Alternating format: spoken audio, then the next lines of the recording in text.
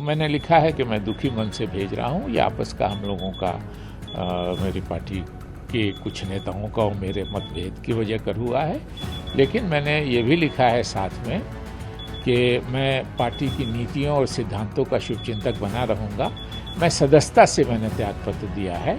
Party की नीतियों और सिद्धांतों से मेरा कोई विरोध नहीं। चुनाव लड़ने की जहाँ तक बात है, वहाँ हम अपनी नीतियों और सिद्धांतों पर हमारे पार्टी के नेता लड़े। मैं भी अभी तक खुद को मैंने त्यागपत्र दे दिया है सदस्यता से, लेकिन शुभचिंतक तो मैंने कहा है कि मैं जीवन भर उन नीतियों का और उन पॉलिसीज़ का, उस आइडियोलॉजी का शुभचिंतक रहूँगा।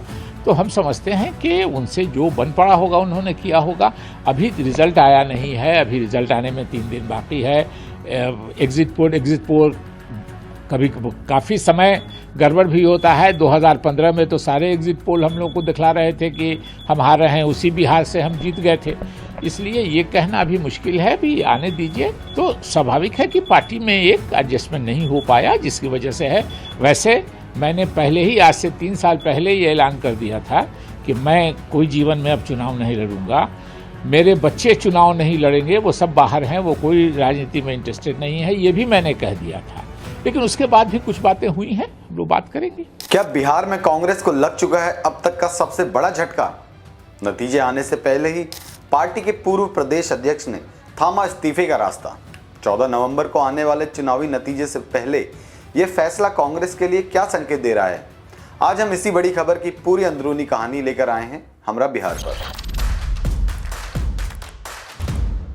नमस्कार, ये है हमरा बिहार और मैं हूं संदीप बिस। बिहार विधानसभा चुनाव के नतीजों से ठीक पहले कांग्रेस पार्टी को बड़ा झटका लगा है।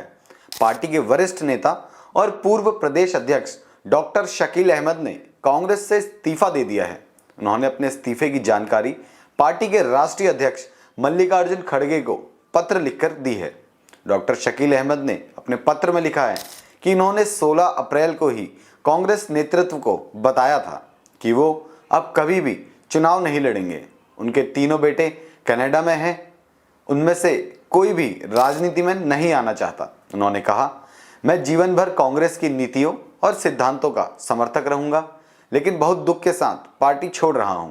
दिलचस्प बात यह है कि उन्होंने साफ किया कि वे किसी दूसरी पार्टी में शामिल नहीं होंगे।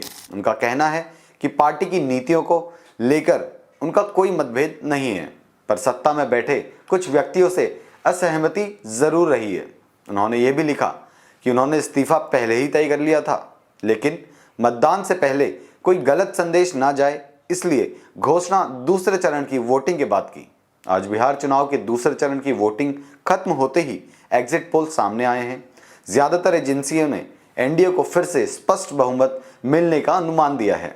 ऐसे में शकील अहमद का चुनाव से ठीक पहले इस्तीफा देना कांग्रेस कैंप में गहरी चिंता का विषय बना है। राजनीतिक गलियारों में सवाल उठ रहे हैं, क्या यह इस्तीफा कांग्रेस के अंदरूनी असंतोष की झलक है या फिर व्यक्तिगत कारणों से लिया गया एक भावनात्मक फैसला? तो अब सवाल यही है, क्या कांग्रेस इस झटके से उभर पाएगी जब नतीजे बस कुछ ही दिन दूर हैं, या बिहार की राजनीति में एक और बड़ा मोड़ आने वाला है? इस पूरी कहानी पर आपकी क्या राय है, हमें कमेंट सेक्शन में जरूर बताएं। देखते रहिए हमरा बिहार। धन्यवाद।